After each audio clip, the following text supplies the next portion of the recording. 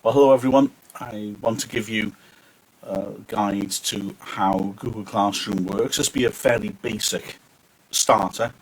It's aimed at parents who obviously are doing a fantastic job supporting their children, and we're all so appreciative of it. Of course, it could be interesting for pupils as well. So, I've gone onto Hub, and it's very important that you are logged on with your school account. So the pupils will all have an email address which ends at hubcymru.net. They must log in with that, otherwise this isn't going to work. So we click there to log in.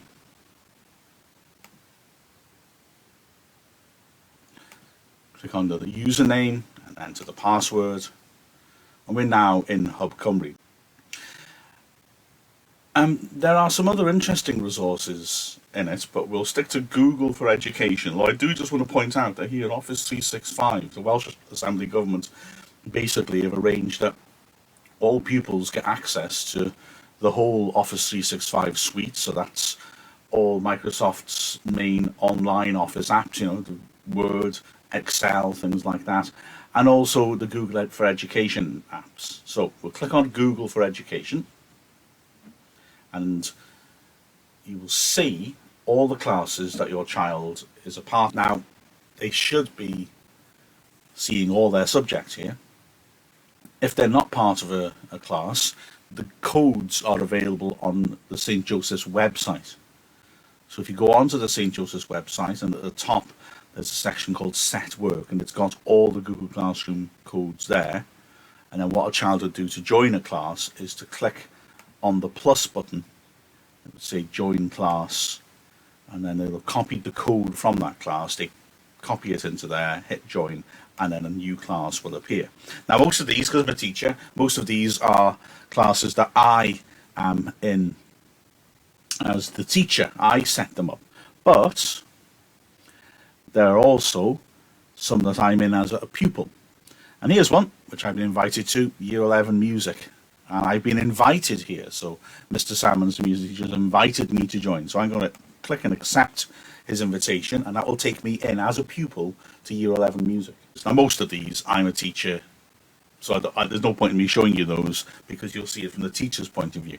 I am a pupil in a couple, though, so let's have a go on this one.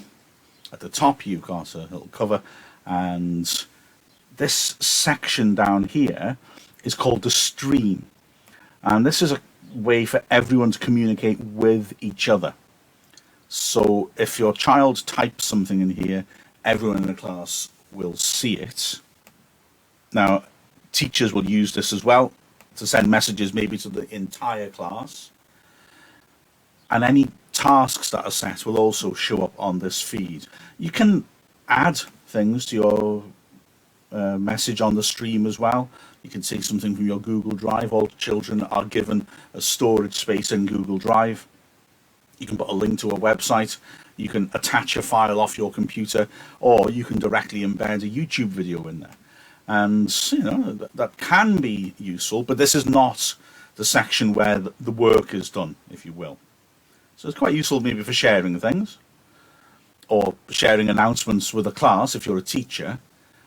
But this is the key bit, classwork up here. So we click on there, and we see some tasks. Now, this one is a new classroom which has been set up during the coronavirus outbreak.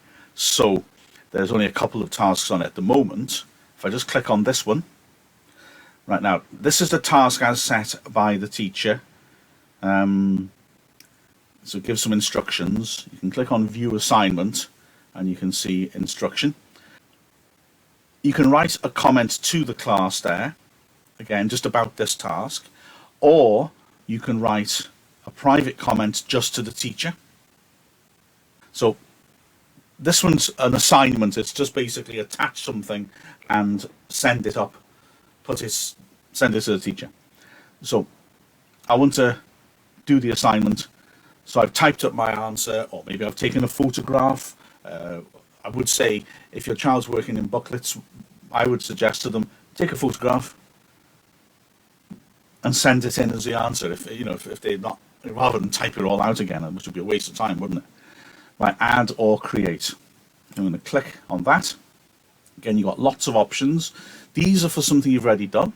So if you saved it on Google Drive, if there's a link to it, or if it's a file, these are linking to the Google equivalent of Word, PowerPoint, Excel. And so with these, you could click on that and then you'd get a new Word document to type on, or a new spreadsheet to type on, and then you could send it in once you've finished. I'm going to use an existing file that I've already got. So I'm going to click on File.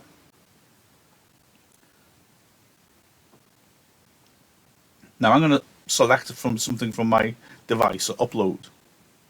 So I click on here. I've got some thumbnails I've been using for social media. Let's submit that. So I click on that to select it. I click on Open. And if I click on Upload, it's a little bit fiddly. Google Classroom, I'm afraid, is a little fiddly. It uploads. And it's now there. Well, we'll be in a sec. So you've submitted the work. And now I can click on this and I can hand it in. It just confirms, do you want to hand it in? You know, basically saying, have you finished? Yes, I have. So I click hand in again. And there you go. I've done that. This part of the process, and I've got to be honest, I don't understand why, does seem to cause quite a lot of anxiety amongst pupils. I think a lot of people seem to be worried whether it has actually been handed in. Well, the giveaway is unsubmit, isn't it? It must have been submitted because now my option is to unsubmit. Also, it says there, handed in. So I've now done that task. So I'm happy with that. If it helps to keep track, see this to do here? If you click on that, and we can filter this, but for a pupil, it will show which ones need to be reviewed, or still given in, and which ones are being given in. You can filter this if you want, so I could go to this one, which I'm a member of a class. I joined a music class as a pupil, so I can try this quiz. So a quiz is a different type of thing, where you click on it and you attempt it. So what does the word Baroque mean in Portuguese? Grand structure, I reckon.